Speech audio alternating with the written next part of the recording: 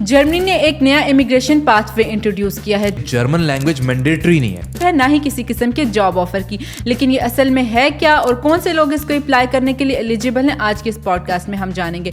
Social media पे तो बहुत सारी वीडियोस देखी हैं हमने इसके बारे में, लेकिन आज हम मार्केटिंग से हटकर रियल लाइफ स्ट्रेटजीज पे बात करेंगे कि असल में कौन लोग इसको अप्लाई करने के लिए एलिजिबल हैं। जर्मनी का जो अपॉर्चुनिटी कार्ड है इसके अंदर भी एक खास पॉइंट सिस्टम उन्होंने बनाया हुआ है। मिनिमम आपको 6 पॉइंट्स स्कोर करने हैं। तो आपके सारे सवालात के जवाबात के लिए हमारे साथ मौजूद है mister Abubakar Adil, senior immigration consultant हैं और इनकी 3rd जनरेशन है इस फील्ड में। तो आइए वेलकम करते हैं अबूबकर आदिल को, जिन्होंने हज़ारों लोगों को रहनुमाई की है बैरून मुल्क में मुंतकिल होने के लिए। बहुत शुक्रिया सर हमें ज्वाइन करने के लिए, थैंक यू सो मच।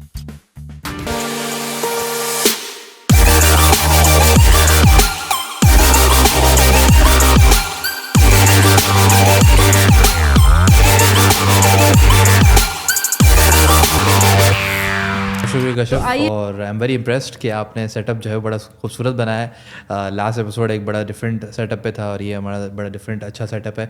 तो दुबई चैप्टर जो है वो बड़ा इंटरेस्टिंग है हमारा इमिग्रेशन टॉक पॉडकास्ट के वाले से। तो क्रेडिट गोज टू यू जो आपने ये इनिशिएटिव लिया है and thank you for having me. Topic बड़ा ज़बरदस्त है क्योंकि यूरोप की तरफ रुझान बहुत ज़्यादा है लोगों का और सुपीरियर कंसल्टिंग जो है वो जर्मनी अपॉर्चुनिटी कार्ड के ऊपर आज हम बात करने वाले हैं। और इसके अंदर हमारे पास बेतहाशा सक्सेस स्टोरीज़ भी हैं, लोगों को हमने अप्रूवल्स दिलवाए हैं, हमारे सोशल प्लेटफॉर्म्स पर लोग देख सकते हैं। तो लेकिन स्टिल चूंकि लोग काफ़ी जो हैं अभी तक भी इसको नहीं जानते, उनके लिए हम बात करेंगे कि ये प्रोग्राम असल में क्या है, कौन लोग अप्लाई कर सकते हैं, क्या एलिजिबिलिटी। तो आई एम श्योर आपके पास इंटरेस्टिंग सवाल होंगे। बिल्कुल, डेली बेसिस पे जिस तरह से हम सवाल देखते हैं, तो मैं बिल्कुल बेसिक से स्टार्ट करूंगी कि जर्मनी का जो जॉब सर्च वीज़ा है वो ट्रेडिशनल जो अक्सर हमारी जो यूई में पाकिस्तान में भी देखिए वर्क परमिट का कॉन्सेप्ट बहुत कॉमन है। तो मैं चाहती हूँ कि आप जर्मनी के जॉब सर्च वीज़ा को वर्क परमिट से किस तरह से डिफरेंशिएट करते हैं, तो ये सबसे पहले हम यहाँ से स्टार्ट करते हैं। अच्छा, जो ट्रेडिशनल वर्क वीज़ा होता है उसकी तो बेसिक शर्त ये होती है कि आपके पास किसी भी मुल्क का हो, चाहे कनाडा है, चाहे ऑस्ट्रेलिया है, चाहे जर्मनी है, चाहे स्पेन है,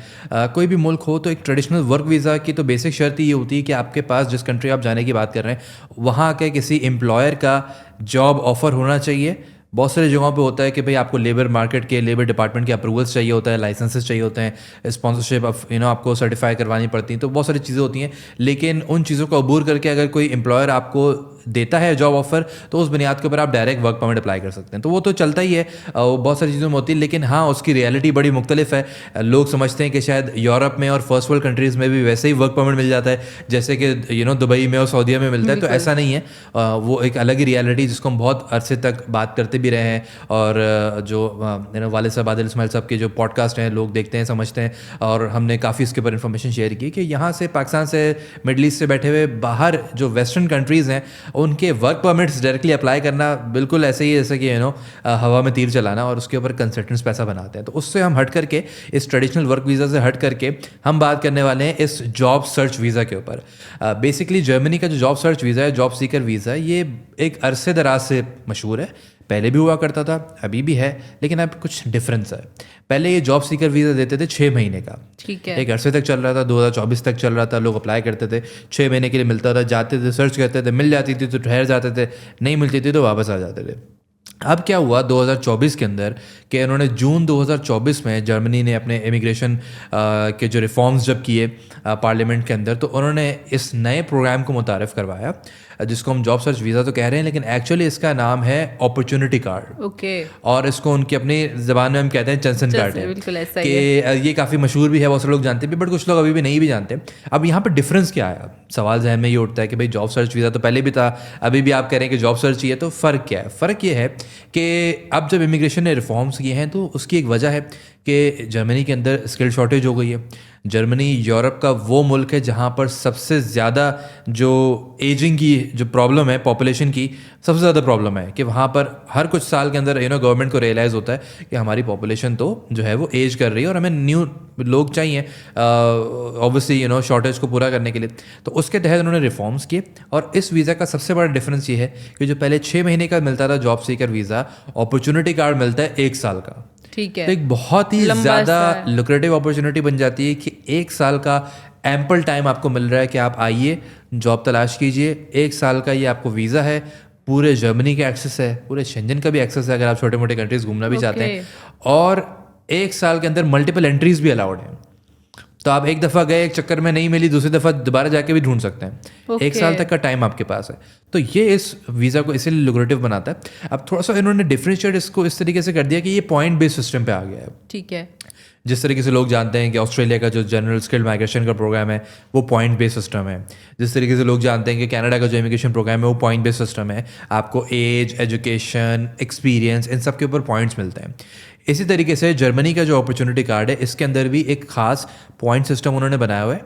मिनिमम आपको 6 पॉइंट्स स्कोर कर रहे हैं और क्राइटेरिया वही है। एज के पॉइंट्स मिलेंगे, लैंग्वेज के पॉइंट्स मिलेंगे, एजुकेशन के पॉइंट्स मिलेंगे, वर्क एक्सपीरियंस के पॉइंट्स मिलेंगे। तो इन सब चीज़ों के पॉइंट्स आपको मिलते हैं। तो एक दौड़ लगती है, हर बंदा कॉम्पिटिशन में आता है, पूल में आता है और फिर उसकी सिलेक्शन होती है।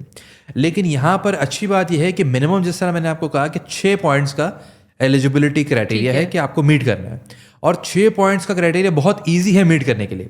ठीक है। अगर हम उसको देखें वो इस तरीके से कि अगर कोई शख्स एग्जैक्टली अगर हम उसको देखें कि ये वीज़ा किसी के पास, अगर कोई शख्स अप्लाई कर रहा है, उसके पास बैचलर्स डिग्री है, तो बैचलर्स डिग्री के ऊपर ही से आपको 4 पॉइंट्स मिल जाते हैं। ठीक है। और इसके साथ फिर जब हम रेलिवेंट वर्क एक्सपीरियंस की बात करें तो अगर आपके पास कम से कम 2 साल का वर्क एक्सपीरियंस है तो मजीद 2 से 3 आपको पॉइंट्स मिल जाते हैं। तो 6 पॉइंट्स तो आप यहीं पे मीट कर जाते हैं। बिल्कुल ऐसा ही है। उसके बाद फिर आपकी एज अगर 30 से 35 के दरमियान है तो आपको एक खास पॉइंट्स मिल रहे हैं। 35 से 40 के दरमियान है तो आपको खास पॉइंट्स मिल रहे हैं। 40 के ऊपर है तो 0 पॉइंट्स मिलते हैं आपको। लेकिन कहने का मकसद ये है कि वो सारे फैक्टर्स पर एडिशनल हो जाते हैं क्योंकि 6 पॉइंट्स तो आपने यहीं पर मीट कर लिए। सही, बिल्कुल। आप किसी के पास अगर जर्मन लैंग्वेज है, A1 है, A2 है, तो आपको अच्छे पॉइंट्स मिल जाएंगे। B1 एंड अबव है तो और ज़्यादा पॉइंट्स मिल जाएंगे।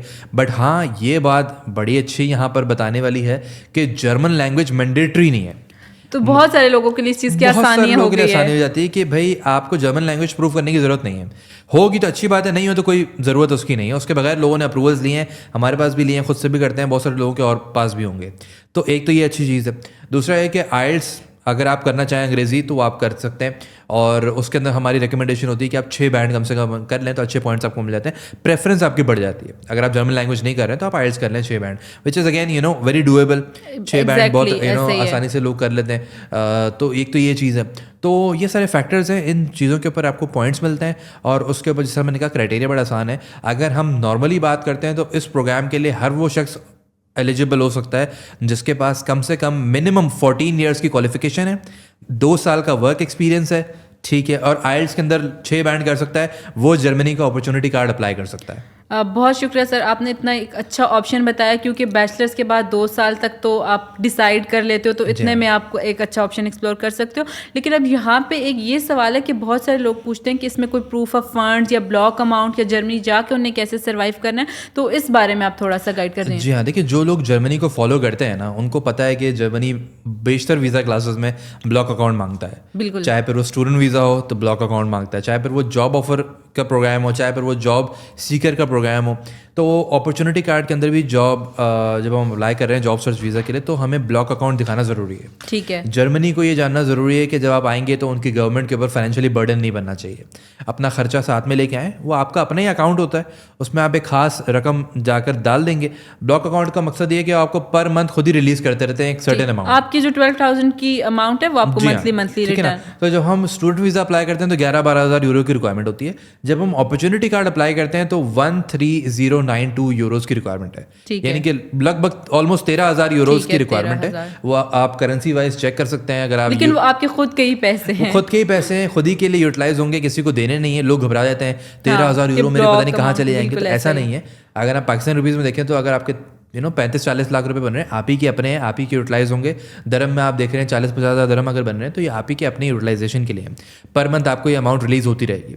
तो सिर्फ आपकी ये एक रिक्वायरमेंट है कि आपने वहाँ पर एक अकाउंट खोलना है, ब्लॉक अकाउंट, टू प्रूव कि आप फाइनेंशियली उनके ऊपर बर्डन नहीं बनेंगे। ठीक है, और आप अप्लाई कर सकते हैं। अब सर आपने ये तो बता दिया, लेकिन मैं ये जानना चाहूँगी कि कौन सर इस तरह के ऑक्यूपेशंस हैं। अब जर्मनी को किस तरह के लोगों की ज़रूरत है, तो आप उस तरह की प्रोफाइल्स को थोड़ा हाईलाइट कर दें। ये चीज़ बड़ी इंपॉर्टेंट है, बड़ा अच्छा सवाल है आपका, क्योंकि ऑक्यूपेशन वाइज चीज़ें बड़ी मैटर करती हैं। 6 पॉइंट्स तो ऑलमोस्ट हर बंदा बना लेगा, लेकिन क्या हर बंदा जर्मनी का अपॉर्चुनिटी कार्ड ले लेगा? ऐसा भी नहीं है।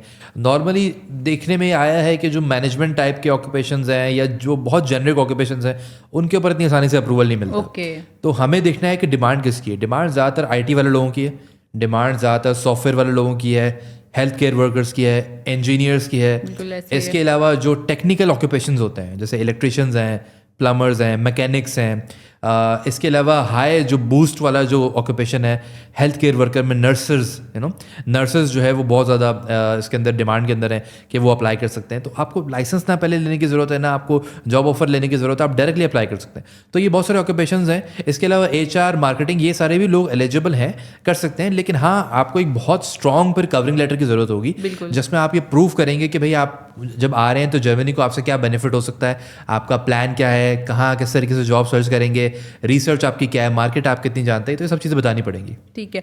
अब बहुत सारे लोग हम देखते हैं इस तरह के सवालात आते हैं कि जर्मनी भी चले गए हैं और उनको जॉब भी मिल गई है, लेकिन अब उनका होता है कि नेक्स्ट स्टेप क्या है, कितने टाइम तक उनको ब्लू कार्ड मिल सकता है, फैमिली को कब तक बुला सकते हैं, सिटीजनशिप, तो इस चीज़ के बारे में थोड़ा सा आप गाइड करें। राइट, देखिए जर्मनी जब आप जॉब सर्च वीज़ा पे जाएंगे, जैसे ही आपको जॉब मिल जाती है तो आप वर्क वीज़ा या फिर जिसे हम ब्लू कार्ड कहते हैं उसके ऊपर आप शिफ्ट कर सकते हैं। ठीक है, अपॉर्चुनिटी कार्ड का सबसे बेहतरीन चार्म ही यही है कि इस वीज़ा के ज़रिए जो PR का रास्ता है वो बड़ा इन्होंने अच्छे तरीके से हमवार कर दिया है और बहाल कर दिया आपके लिए कि PR का रास्ता शॉर्ट हो गया है। आपको बहुत ज़्यादा 6-7 साल 8 साल पे जाने की ज़रूरत नहीं है।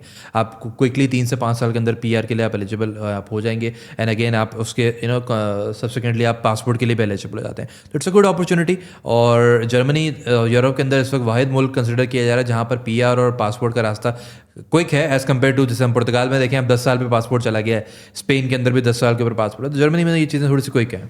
ठीक है।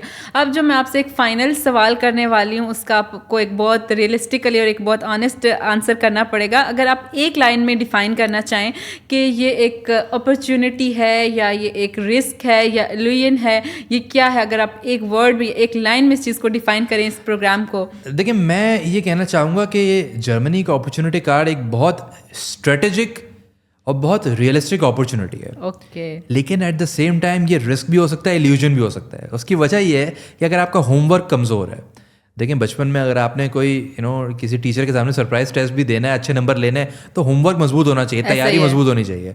अगर तैयारी मजबूत नहीं है तो दुनिया का हर वीज़ा आपके लिए मुश्किल है। तो होमवर्क अपना कंप्लीट करें, रिसर्च करें, डॉक्यूमेंटेशन पे अच्छा काम करें, block account, degree, experience, IELTS तो आप कर ही लेंगे। लेकिन सिर्फ उसके ऊपर भी वीज़ा नहीं मिल जाएगा। कवरिंग लेटर्स बनाने, SOPs बनानी है, केस को किस तरीके से प्रेजेंट करना है, प्रेजेंटेशन बहुत मैटर करती है। उन सब चीज़ों के लिए आपको कोशिश करनी चाहिए कि आप अच्छी रिसर्च करें अगर खुद अप्लाई कर रहे हैं, नहीं तो किसी प्रोफेशनल को जिनके पास अरसे दराज का एक्सपीरियंस हो, सक्सेस स्टोरीज़ हों, रियल सक्सेस स्टोरीज़ हों, लोगों को भेजा हुआ हो, और ऐसे कंसल्टेंट हों जो लाइसेंस याफ्ता हैं, ऑथराइज्ड हैं, खुद दुनिया देखी हुई है, घूमी हुई है। ऐसे लोग नहीं जो खुद कभी कहीं नहीं गए और लोगों को सिर्फ बेच रहे हो। बहुत सारे फैक्टर्स हैं, आपको देखना चाहिए। तो मैं समझता हूँ कि बहुत अच्छी अपॉर्चुनिटी, यूरोप का गेटवे है, जर्मनी का गेटवे है, पूरे शेंजन का एक्सेस मिल सकता है, आराम से आप शॉर्ट विजिट्स लगा सकते हैं फ्रांस, स्विट्ज़रलैंड वगैरह, कहीं पे भी स्पेन में मुख्तलिफ मौके देख सकते हैं। और जर्मनी के अंदर बगैर जॉब ऑफर के, बगैर जर्मन लैंग्वेज के आपको अगर एक वीज़ा मिल रहा है जॉब करके जाकर सर्च करने के लिए, बेहतरीन मौका है, अप्लाई करें। 2026 वो टाइम है कि जब दुनिया तेज़ी से इवॉल्व हो रही है, हर मुल्क डिफरेंट डायरेक्शन में काम कर रहा है, हर मुल्क का इंटरेस्ट अब बदल चुका हुआ है, दुनिया रैपिडली चेंज हो रही है। अगर आप चाहते हैं अपना फ्यूचर सिक्योर करना, now is the perfect time to act actually, और यूरोप की तरफ देखें। मुख्तलिफ पाथवेज और भी हो सकते हैं। हो सकता है अपॉर्चुनिटी कार्ड आपके लिए सूटेबल ना हो सकता है पुर्तगाल का D2 वीज़ा हो सकता है पुर्तगाल का D7 वीज़ा हो सकता है पुर्तगाल का D8 वीज़ा हो सकता है स्पेन का डिजिटल नोमैड हो सकता है कोई और स्टार्टअप वीज़ा ऑप्शन हो, कोई और ऑप्शन हो। तो आकर के एक प्रॉपर कंसल्टेशन ज़रूर लें। कंसल्टेशन लेने में कोई बहुत बड़ा नुकसान नहीं होता। आप 30 मिनट 1 घंटे की अगर कंसल्टेशन ले लेते हैं तो आप इन्वेस्ट करें अपने आप के ऊपर, आपको प्रॉपर ऑनेस्ट एडवाइस मिल जाती है। कोशिश करें कि जो कंसल्टेंट्स रियल कंसल्टेंट्स नहीं है, कोई एक्टर बन गया, कोई फलाना बन गया, इस फील्ड के अंदर आ चुके हैं सिर्फ क्योंकि डिमांड बढ़ गई है, उनसे इज्तनाब करें। वो लोग फ्री मीटिंग्स के आड़ में, फ्री कंसल्टेशन के आड़ में आपको सिर्फ बेचने के लिए अपने पास इनवाइट करते हैं और कुछ भी नहीं करते। किसी एक प्रॉपर प्रोफेशनल लाइसेंस याफ्ता ऑथराइज क्वालिफाइड कंसल्टेंट से अगर आप थोड़ा सा इन्वेस्ट करके एक कंसल्टेशन ले लेंगे, आपकी ज़िंदगी बदल जाएगी। नहीं भी एलिजिबल होंगे तो भी स्ट्रेट फॉरवर्डली बता दिया जाएगा, लाखों रुपए अपने बचा सकते हैं। तो ये मेरा मैसेज है। और यूरोप बुला रहे लोगों को, हम भी आते जाते रहते हैं, लोगों को अपॉर्चुनिटीज़ दिखाते रहते हैं, बताते रहते हैं, तो कोशिश करें लोग किसको अवेल करें। Thank you so much Abubakar sir कि आपने अपने कीमती टाइम में से हमें टाइम दिया और लोगों को जर्मनी के साथ साथ आपने यूरोप के बहुत से अल्टरनेटिव ऑप्शंस भी आपने डिस्कस कर लिए हैं कि अगर जर्मनी के अलावा अगर कोई करना चाह रहा है तो वो भी आपने किया है डिस्कस। बहुत शुक्रिया आपको यहाँ पे आज आने के लिए। और अगर आप भी सुपीरियर कंसल्टिंग की प्रोफेशनल टीम से कॉन्टैक्ट करना चाहते हैं तो आज ही हमारे दुबई ऑफिस को या कराची ऑफिस को कॉन्टैक्ट कीजिए, वो आपको पर्सनलाइज डिस्कशंस देंगे। और इस वीडियो को लाइक, कमेंट और सब्सक्राइब लाजमी कीजिएगा रहेगा। Thank you so much.